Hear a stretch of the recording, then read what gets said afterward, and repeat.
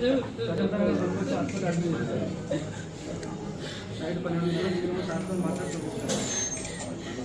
కాదు, నేను మాట్లాడతా, డాక్టర్తో మాట్లాడతా, మంచిగా చూసుకొని చేస్తా, నేను అన్ని సౌలభ్యం చేస్తాను. నిలుచుకో అనుకుంటావా, మాట్లాడి పంపిస్తాను. ఏర్పాటు అధికారంలోకి వచ్చిన తర్వాత మరి పేద ప్రజలను, రైతులను చాలా ఇబ్బంది పెడుతున్నటువంటి పరిస్థితి. ముఖ్యంగా కాంగ్రెస్ పార్టీ నాయకులు ఇష్టారాజ్యంగా పేద రైతుల యొక్క భూముల మీద దాడులు చేయడము, లాక్కోవడము, విపరీతమైన అక్రమాలు, అన్యాయాలు, దౌర్జన్యము ఈ రాష్ట్ర వ్యాప్తంగా పెరిగిపోయినాయి. అలాంటి సంఘటననే సిద్దిపేట జిల్లా కొండపాక మండలం దమ్మక్కపల్లి గ్రామంలో కూడా జరిగింది. ఒక పేద రైతు బండి కిష్టయ్య అని 40 సంవత్సరాల వయసు కలిగిన రైతు తన భూమి హద్దులు చూపించాలని సర్వే కోసం అప్లై చేస్తే అక్కడికి వచ్చినటువంటి డిఐ ముందు సర్వే చేసి బౌండరీలన్నీ కూడా పెట్టారు.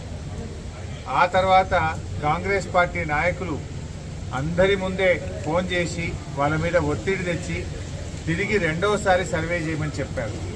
రెండవసారి సర్వే చేస్తే మరి హద్దులు మార్చేసి ఈ రైతుకు దారి లేకుండా చేసి ఆ రైతును ఇబ్బంది పెట్టే ప్రయత్నం చేశారు.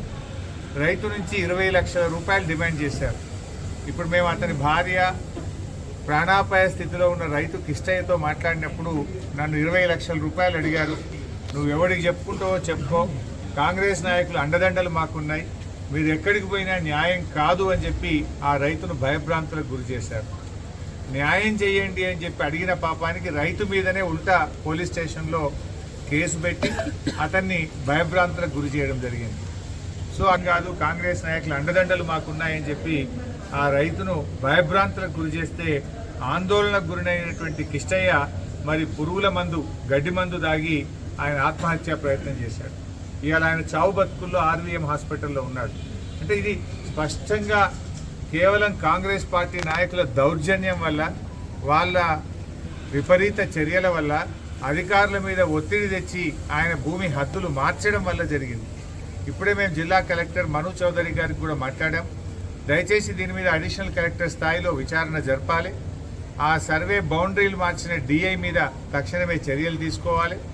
మరి ఆ బౌండరీలు మార్చడానికి ఏ కాంగ్రెస్ పార్టీ నాయకులు ఫోన్ చేశారు, దానికి కారకులు ఎవరో లోతైనటువంటి విచారణ జరిపి పోలీసులు మరి దీని మీద యుద్ధ ప్రాతిపదికన చర్యలు తీసుకొని వారందరినీ కూడా అరెస్ట్ చేయాలని, ఆ రైతు భూమి ఆయనకు తిరిగి మొదలు ఎట్లయితే బౌండరీలు పెట్టారో అదే పద్ధతిలో బౌండరీలు పెట్టి కిష్టయ్య భూమి కిష్టయ్య కుటుంబానికి దక్కే విధంగా మరి వెంటనే చర్యలు తీసుకోవాలని చెప్పి మేము కలెక్టర్ గారిని కూడా కోరాం.